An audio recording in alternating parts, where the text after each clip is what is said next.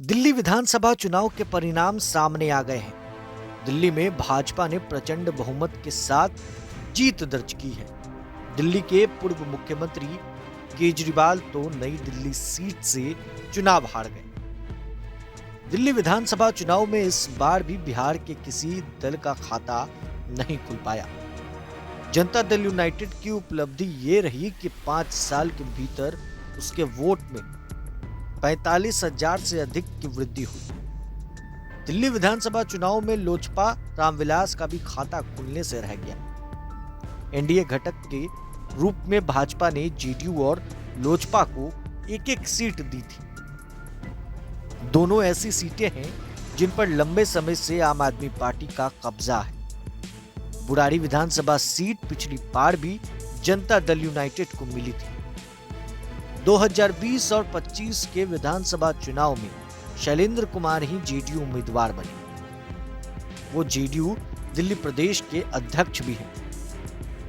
2020 में जेडीयू को केवल 51,000 वोटों पर संतोष करना पड़ा था, लेकिन विधानसभा चुनाव 2025 में यह आंकड़ा 96,000 को पार कर गया। जेडीयू के कार्यकारी अध्यक्ष संजय कुमार झा, ग्रामीण विकास मंत्री श्रवण कुमार, ग्रामीण कार्य मंत्री डॉक्टर अशोक चौधरी के अलावा सरकार के कई मंत्री और सांसद, विधायक और प्रदेश स्तरीय नेताओं ने बुराड़ी में जेडीयू के लिए वोट मांगा था। लोजपा रामविलास को देवली विधानसभा क्षेत्र में 50,000 वोट मिले। वहां से जीते आप उम्मीदवार को 86,000 वोट से अधिक मिले। 2020 में यह सीट भाजपा के हिस्से में थी, तब उसके उम्मीदवार को 42,000 वोट मिले थे।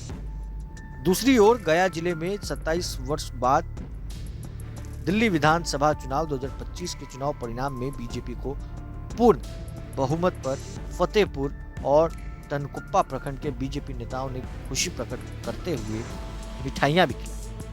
दिल्ली से लेकर बिहार तक चुनाव परिणाम के बाद खूब हर्षोल्लास मनाया गया। लोग खुशी की लहर सड़कों पर बयां कर रहे थे, मिठाइयां सड़कों पर लोगों को खिला रहे थे। बिहार बीजेपी में भी इसका असर देखने को मिला, मगर अब जनता दल यूनाइटेड ने जिस तरीके से चुनाव वहां पर हारा और हार कर भी जीत गए। 96,000 से ज्यादा वोट का मार्जिन जो है देखने को मिला और 96,000 से ज्यादा वोट जनता दल यूनाइटेड के उम्मीदवार ने दिल्ली चुनाव में लाया है। यानी कि हम कहे तो चुनाव में हार कर भी जनता दल यूनाइटेड यानी नीतीश कुमार की पार्टी जीत गई। अब इसका असर बिहार में कितना दमदार होगा, ये आने वाला वक्त बताएगा। जनता दल यूनाइटेड और बीजेपी एक साथ बिहार में भी चुनाव लड़ेगी।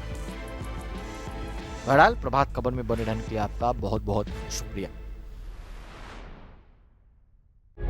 प्रभातखबर.com, विश्वास वही, रफ्तार नहीं।